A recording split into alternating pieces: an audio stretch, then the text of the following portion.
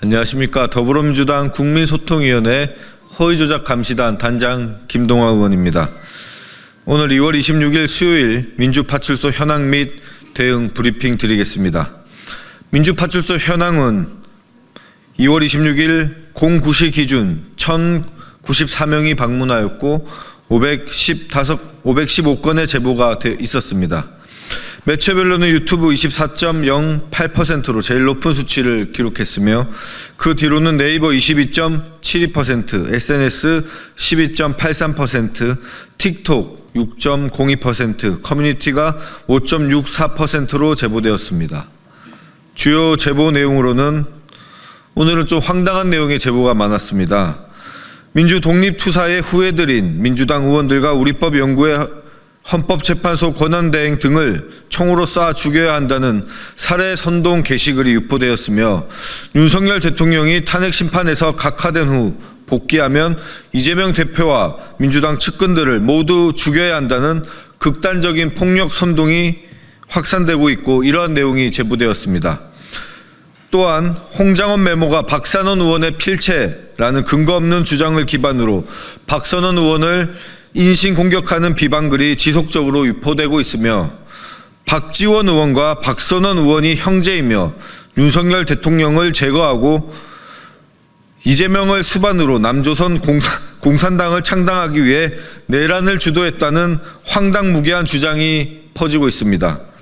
나아가 박선원 의원은 대법원에서도 박선원 의원은 대법원에서도 인정한 간첩이라는 악의적 허위사실까지 유포되며 민주당 인사들에 대한 조직적인 음해가 이루어지고 있습니다. 정말 헛웃음이 나오는 황당한 가짜뉴스가 온라인상에서 유포되고 있는 것에 대해서 안타까움을 표시합니다.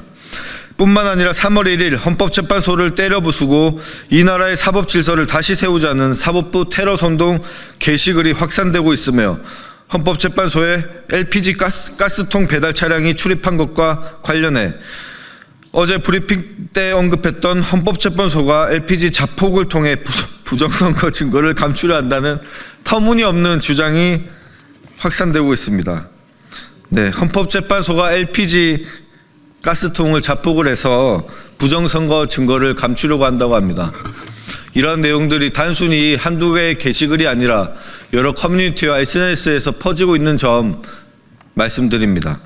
또한 MBC의 극우 세력 내란 선동 조진 보도에서 가스통이 지령 및 공작을 의미한다는 황당한 주장이 퍼지는 가운데 최근 발생한 고려아연 화재 사건과 연관지어 고려아연의 려가 중국어 발음인 려우로 검색하면 이산화유황이 섞인 스모그라는 단어가 나온다며 현재 들어간 가스통은 LPG가 아닌 황화수소와 LPG가 섞인 물질이 담겼을 것이고 이에 따라 윤석열을 지켜야 한다는 어처구니도 없는 음모론이 변질되어 이를 김민전, 나경원 의원에게 문자로 알리자는 행동 지침까지 공유되고 있습니다.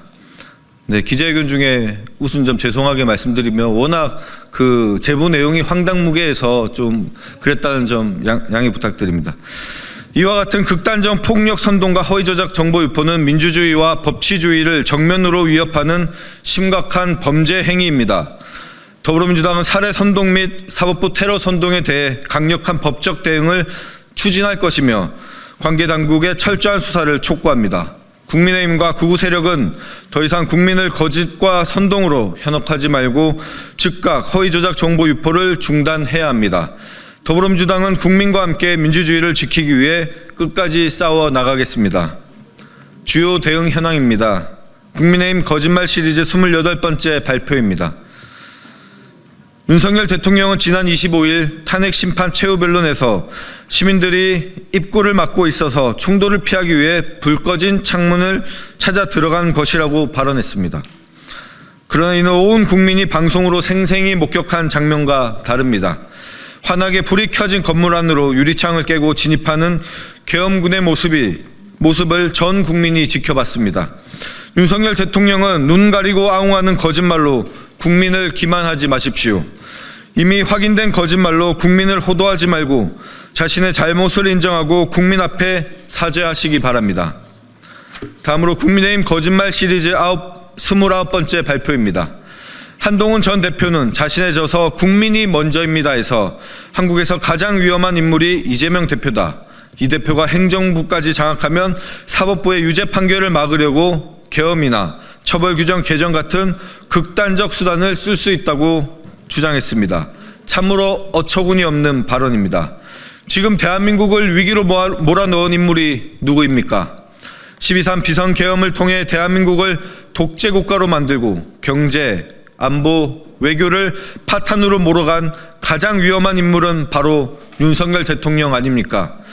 윤석열 대통령은 비상계엄을 통해 행정부에 이어 입법부와 사법부까지 장악하려 했습니다. 그 이유는 무엇입니까?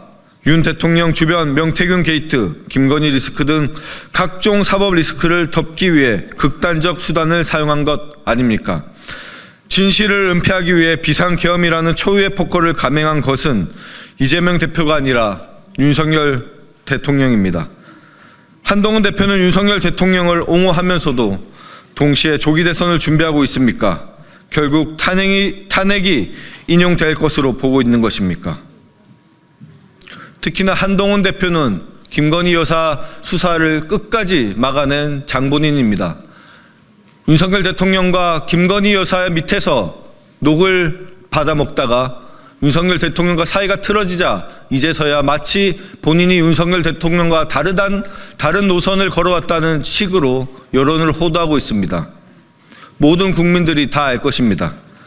또한 국민의힘이 낮에는 윤석열 대통령을 옹호하고 밤에는 조기 대선을 준비한다는 세간의 말이 한동훈 대표의 모순적인 행보를 통해 사실로 보여집니다.